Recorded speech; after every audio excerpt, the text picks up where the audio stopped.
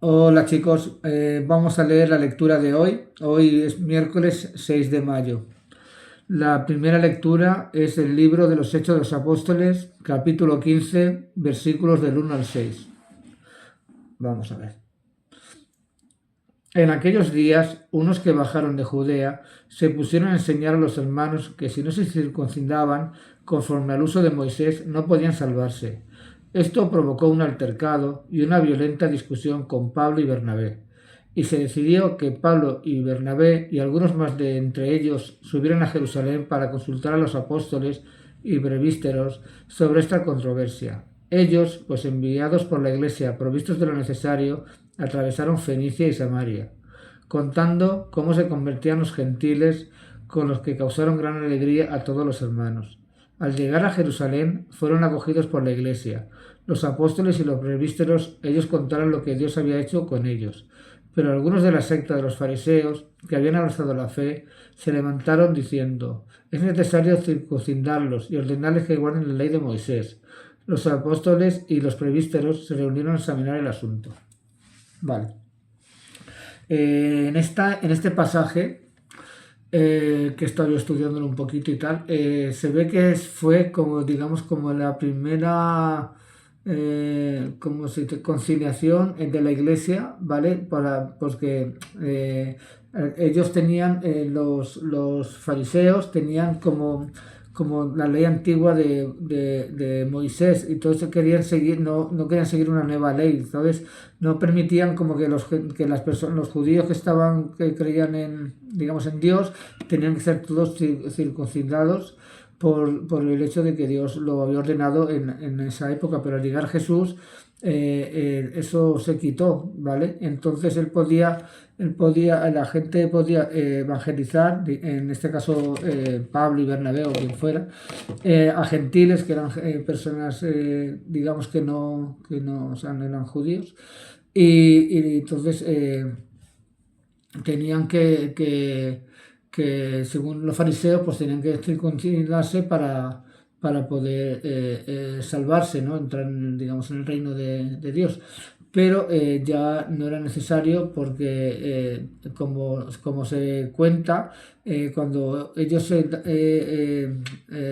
digamos que convertían a gentiles, o los gentiles se convertían ellos al cristianismo, recibían una gran alegría y gran gozo, es porque Dios, digamos que lo permitía y estaba de acuerdo. Entonces fue digamos que luego, claro, como que vamos, que si no hubiera cambiado la ley, pues todos los digamos cristianos, pues tenemos que haber pasado por eso, pero eso ya no fue necesario porque para algo ellos pues bueno, pues tuvieron ese encuentro y ese estudio, ¿no? ¿Sabes?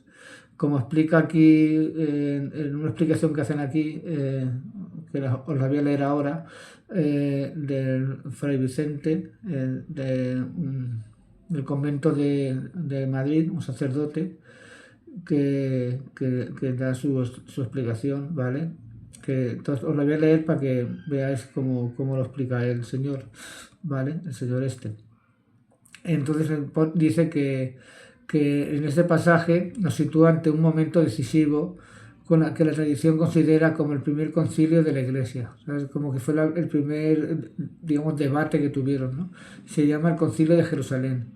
Y todo comienza cuando bajaron de Judea, y entonces decían que si los gentiles no se circuncidaban conforme a la ley de Moisés, no se podían salvar.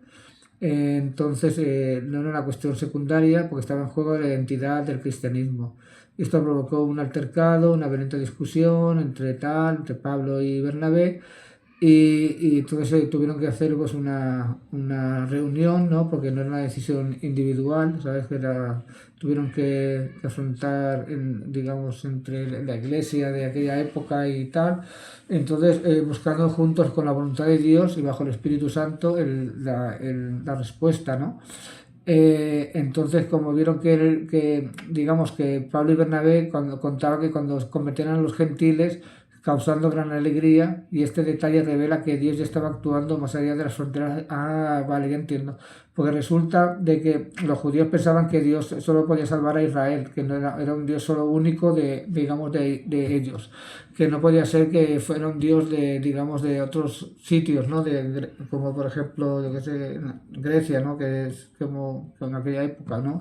Porque no existían otros, bueno, sí que existían más países, pero no, cuando España no existía. Entonces, como que el Dios es Dios de todos, ¿vale? No solo era de tal. Entonces digamos que se dieron cuenta que algunos digamos, fariseos no aceptaban digamos, que fuera un Dios de todo el mundo, ¿no?